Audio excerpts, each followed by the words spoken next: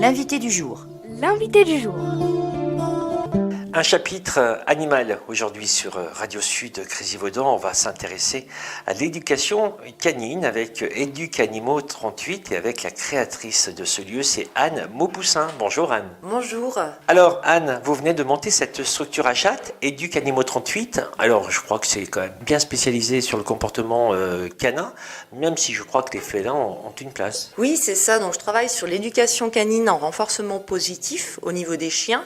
On va renforcer les bons comportements et on va éteindre les mauvais comportements. Et je travaille sur le comportement des chats et des chiens. Et aussi sur du pet sitting quand les gens ont besoin que je vienne m'occuper de leurs animaux à leur domicile. On demande à un chien de ne pas traverser une route, ce qui est indispensable, de bien rester à côté de son maître. Oui, voilà, c'est ça, c'est faire en sorte que le chien, il y ait une osmose en fait au niveau de la cellule familiale, soit au niveau du chat comme du chien, parce que le chat aussi travaille sur le renforcement positif, et faire un chien qui soit bien dans la société au niveau de sa structure familiale pour éviter tout ce qui est troubles de comportement, éviter les euthanasies et les abandons. Alors j'ai créé mon entreprise en 2016. Et en fait, là, j'ai restructuré sous forme d'association. Donc moi, je travaille comme Éducanimaux 38 au sein de l'association Aide aux animaux et aux propriétaires 38. On peut dire que c'est assez récent tout ça. Oui, depuis fin août 2019, là. Donc la restructuration de mon emploi. Cette envie de travailler avec les animaux, ça a toujours été là? Ça a toujours été, donc j'aurais aimé toute petite m'occuper des animaux en Afrique, les éléphants, girafes, tout ça, c'était un peu un rêve de gosse. Et après, la vie a évolué, je voulais être vétérinaire, mais la vie a fait que ça n'a pas été possible par rapport à des soucis personnels, famille, tout ça, enfin bref. Et en 2013, après du travail en intérim et des choses qui ne me correspondaient pas, j'avais envie de faire un travail pour accompagner les personnes, parce qu'en fait, on aide les gens et les animaux, bien sûr, on travaille avec l'humain et l'animal, on ne travaille pas qu'avec l'animal.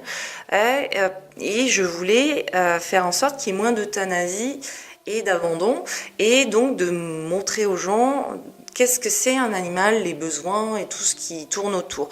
Donc j'ai cherché des formations, donc j'ai pas pu aller en école privée, en école, parce que moi j'avais ma fille et mes animaux.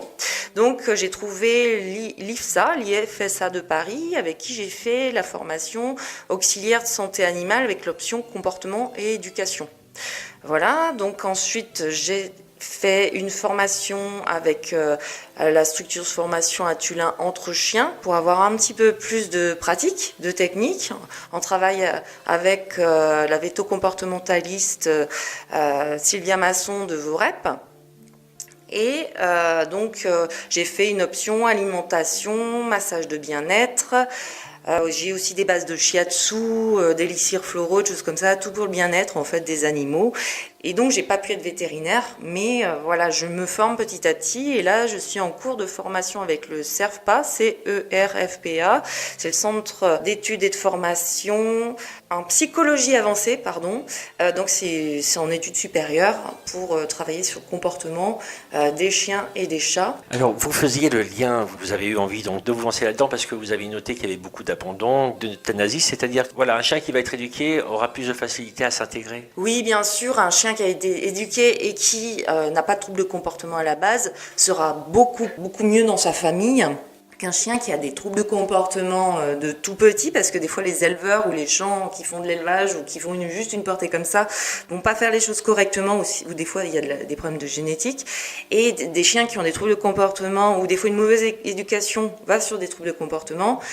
Ça fait des chiens qui sont soit euthanasiés, soit abandonnés au fond de la forêt ou devant les... Et généralement d'ailleurs, c'est souvent les euthanasies quand ils commencent à mordre, c'est tout ça. C'est ça, au niveau de l'agressivité. Après, je sais que moi j'ai repris comme dernièrement une petite chienne bergère allemande qui, d'après une autre éducatrice canine, cette chienne serait devenue très agressive et tout ça, alors que pas du tout. Il suffit de se communiquer correctement avec son corps et de lui apprendre les choses correctement pour que ça fasse une chienne qui soit super bien dans ses pattes. Vous avez combien d'animaux? Alors moi là j'en suis à 7 chiens et 10 chats.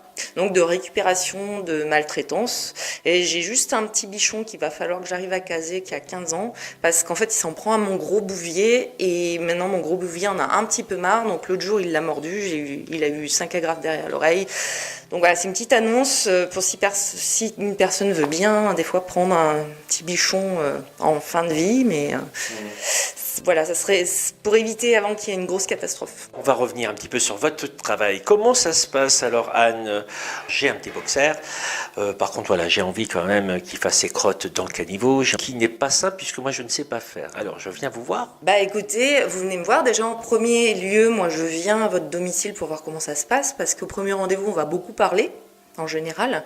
Et puis après, on va se retrouver au niveau des cours à Joux, à Saint-Marcelin. Donc, pour apprendre, en fait, j'aide en fait les maîtres à trouver des techniques pour créer en fait un rapport de confiance avec le chien, et que le chien voilà, ait une totale confiance au niveau de son maître. Donc pas de violence, on fait pas peur aux chiens, c'est vraiment tout dans la finesse et puis dans la régularité en fait du travail. Ça va être un travail de régularité. Moi je vais vous donner des pistes, et puis après ce sera à vous de travailler en fait chez vous tous les jours. Et après en fait donc au départ on commence à jouer, et puis petit à petit on descend en ville, et puis on apprend aux chiens en fait sur de la répétition, à aller dans le caniveau, à marcher sur le côté pour pas aller sur le côté route. Donc en fait après il faut mettre un mot, voilà, chaque ordre, voilà. Donc Joux, c'est le lieu où vous travaillez le plus? Joux, oui, c'est le lieu où on commence à travailler au départ avec les maîtres, et comme ça on peut apprendre aussi aux maîtres à lâcher le chien. Alors il y a des chiens qui seront fugueurs, ça peut être compliqué, comme des chiens de chasse ou des petits jacks, des fois j'en ai eu qui sont compliqués. C'est-à-dire qu'il y a des races plus fugueurs que d'autres? Ah oui. Les chiens de chasse notamment, eux, ils ont tendance à vite vouloir courir après un gibier, quelque chose comme ça. Ouais, les chiens de chasse, ils ont beaucoup du nez, hein. Ils ont été faits génétiquement pour ça. Donc voilà, c'est vrai que moi j'en ai un en promenade régulière. Donc je fais aussi que je n'ai pas parlé, des balades canines. Donc c'est des rencontres canines pour l'instant le mardi et le jeudi matin. Et après, j'aimerais avoir du monde sur le samedi matin pour proposer aux personnes sur Aubry-en-Royan faire ces balades. Donc ça dure 1 heure à 1h30, où on apprend à lâcher son chien, ça travaille le suivi naturel, les codes canins et plein de choses comme ça. Et en fait, ce chien de chasse, mon petit Toto, là, mon Beagle, une fois il est parti 1 demi-heure, une fois 3/4 d'heure et une fois 1h30. Donc maintenant, il est en longe. Et je préfère ne pas prendre de risques. Voilà, on ne sait jamais. C'est-à-dire que lui, vous avez senti que quoi qu'il en soit, il ne va pas intégrer l'ordre, lui. Non. S'il part sur une piste, c'est moi qui vais lui courir derrière. Il y a des chiens plus fugueurs. Est-ce qu'il y a des chiens où il est impossible de leur apporter quoi que ce soit, quoi? Ils sont têtus comme des bourris. J'en ai eu. Alors, leur apporter rien du tout, c'est pas possible. On peut toujours leur apporter quelque chose. J'ai eu donc des cas de Shiba Inu, donc il y en a beaucoup maintenant, des petits Shiba Inu. Et en 8 séances, parce que je fais les forfaits de 8 séances aussi en éducation canine, en fait moi je ne pouvais rien faire avec cette chienne, donc je donnais des pistes aux maîtres. Donc je leur ai dit faites un petit peu des agrès pour que la chienne elle fasse des choses en hauteur, un petit peu comme de l'agility, tout ça. Et ils ont fait tout ce que je leur ai dit, et ils sont arrivés à créer un lien avec leur chienne, c'est ce qu'ils voulaient. Et c'est vrai qu'il y a certains chiens avec qui ça va être très difficile, parce que même l'alimentation, le jeu, toutes les choses avec qui on travaille, qui marchent d'habitude, il y en a, ça peut être difficile. On peut pas dire qu'il y a 100% de la race, parce qu'en fait, au niveau de chaque race, il y aura que 22% qui fera partie, moi j'appelle ça la fiche technique du chien.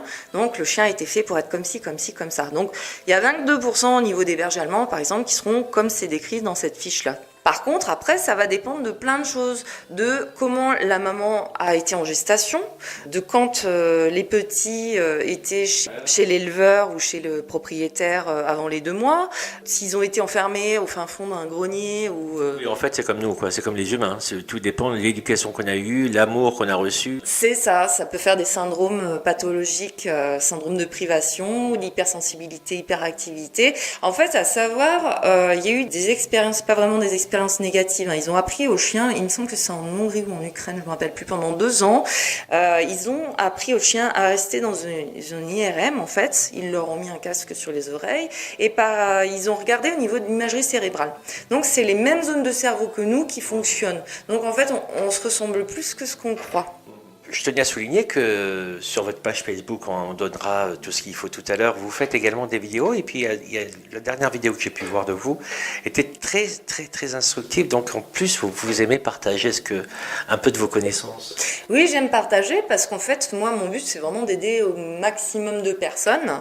Et si ça peut apporter, en fait, au moins, je me sens vraiment utile, quoi. Il y avait des petits moments comme ça où vous nous disiez, c'est vrai que moi je me suis complètement retrouvé. On va chez des gens où on a notre chien qui a tendance à venir et bing, mais il pose ses pattes sur notre ventre, voire un peu plus bas, et des fois c'est même un peu douloureux pour les garçons.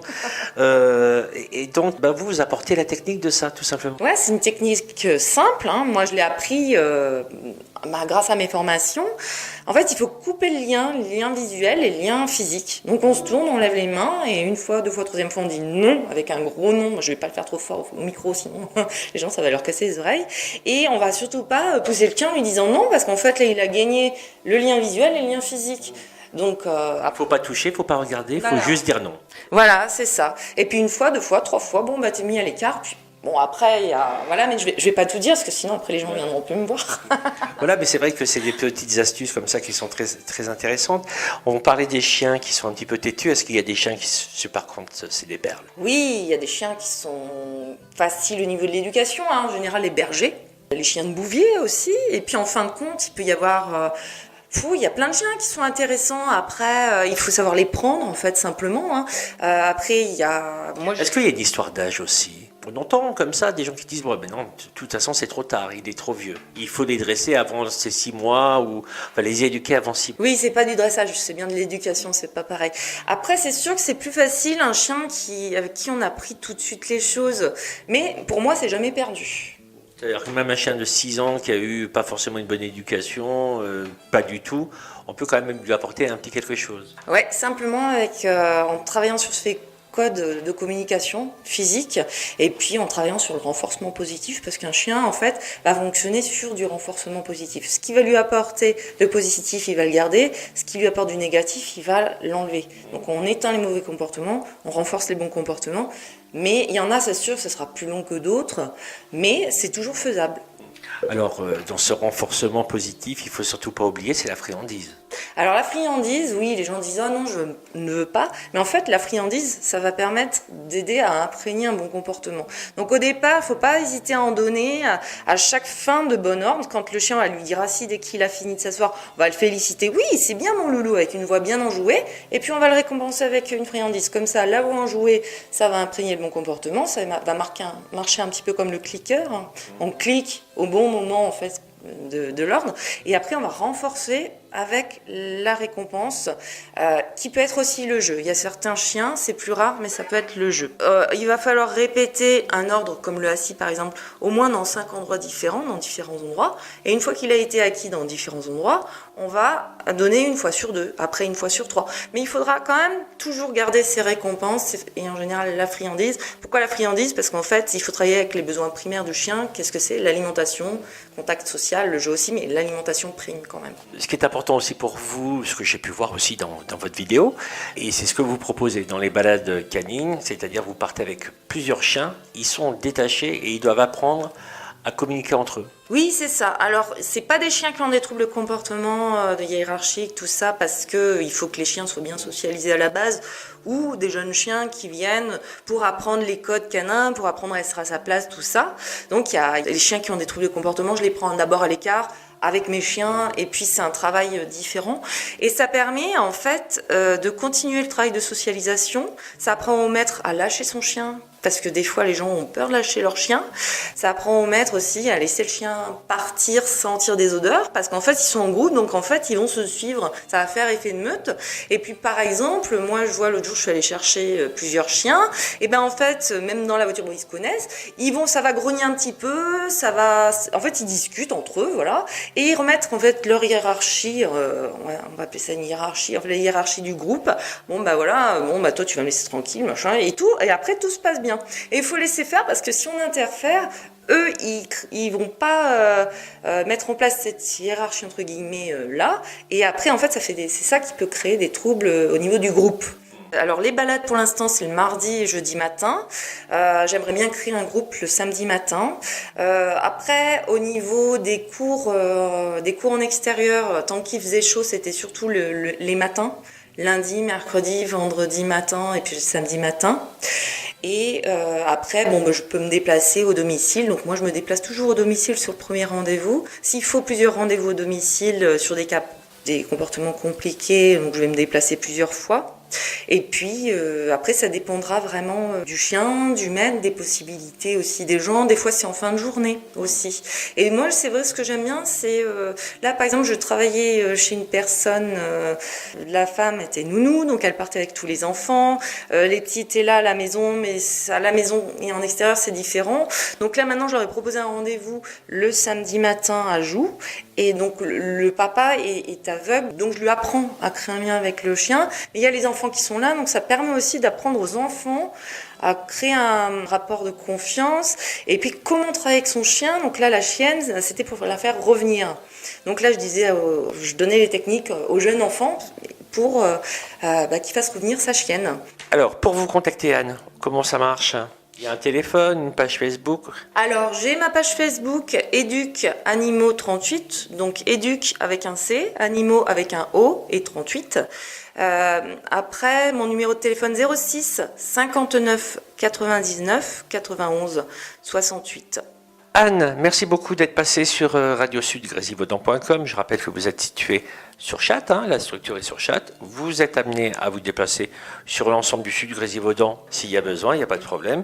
Et bien, on va vous souhaiter beaucoup de succès pour Éduc Animaux 38. Et puis, n'hésitez pas à nous donner des nouvelles de temps en temps. Merci beaucoup, c'est très gentil de m'avoir accueilli et puis d'avoir pris du temps pour me poser toutes ces questions et tout ça.